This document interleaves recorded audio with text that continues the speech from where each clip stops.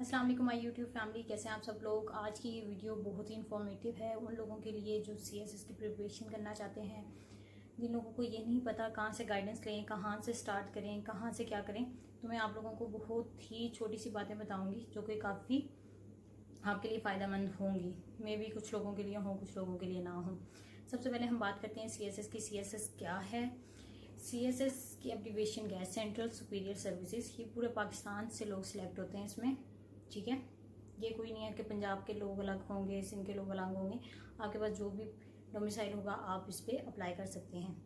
और दूसरी बात ये कि 12 सब्जेक्ट होते हैं, जिसमें 6 जोन से होते हैं कंपलसरी हैं और 6 जोन से ऑप्शनल है।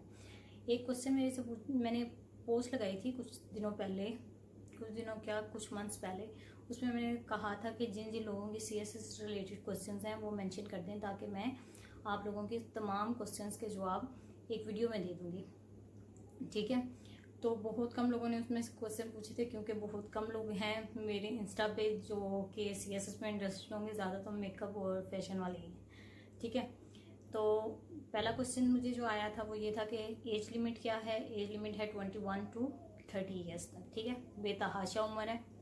और अटैम्प्ट्स कितनी दे सकते हैं? अटैम्प्ट्स आप दे सकते हैं 3, ठीक है। तो 10 सालों में 3 अटैम्प्ट्स देनी है, जब मर्जी है दें। और उसके अलावा एजुकेशन कितनी होनी चाहिए? ग्रेजुएशन करनी है। ग्रेजुएशन ये नहीं मस्ट कि आपके पास कोई प्रोफेशनल डिग्री हो, आपके पास कुछ ऐसी चीज़ हो कि कोई अनोखी हो। तो आपके पास जो मर्जी ग्रेजुएशन हो, बीएस हो, बीएससी हो, जो भी हो, आप ग्रेजुएशन के बेस पे अटैम्प्ट कर सकते हैं।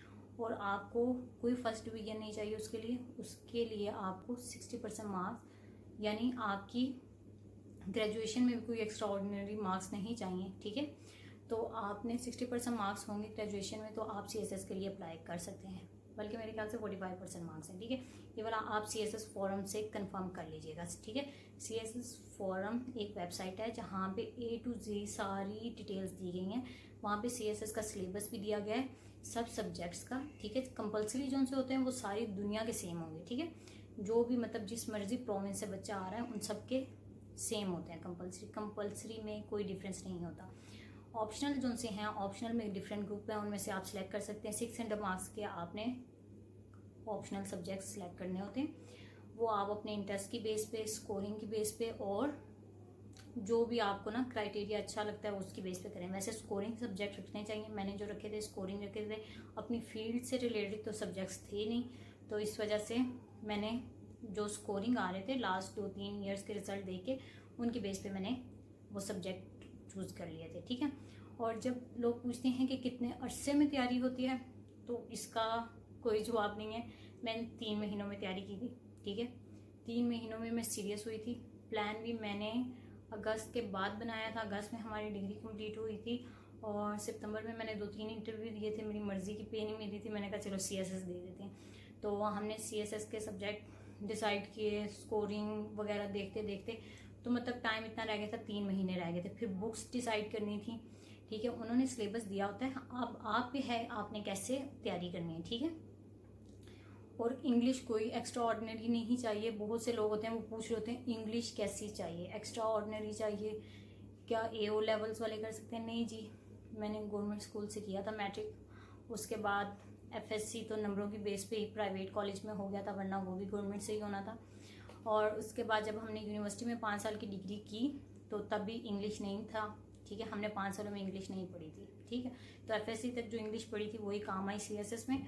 और मेरे दोनों इंग्लिश के क्लियर थे, ठीक है। एस्से भी और कंपोजिशन भी, जिसमें प्रेस वगैरह होती है, ठीक है।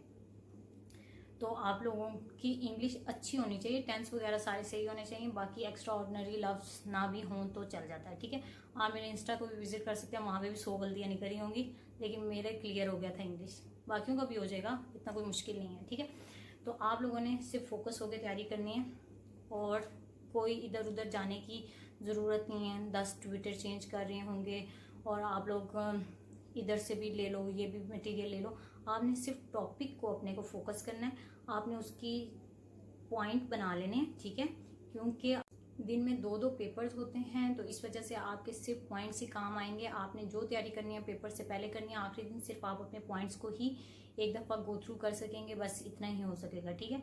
और बाकी उन 12 पेपरों को जब तक पेपर दे नहीं लेते नींद तो आती नहीं है, लेकिन कुछ लोगों को आ जाती है। मुझे पूरे पेपर्स में नींद नहीं आई थी, आखिरी पेपर वाले दिन नींद आना शुरू हुई थी, ठीक है। और इसमें ये होता है लॉन्ग क्वेश्चन होते हैं, ठीक है, 4 आपने लॉन्ग क्वेश्चन देने होते हैं और 20 मार्क्स का ऑब्जेक्टिव होता है, ठीक है।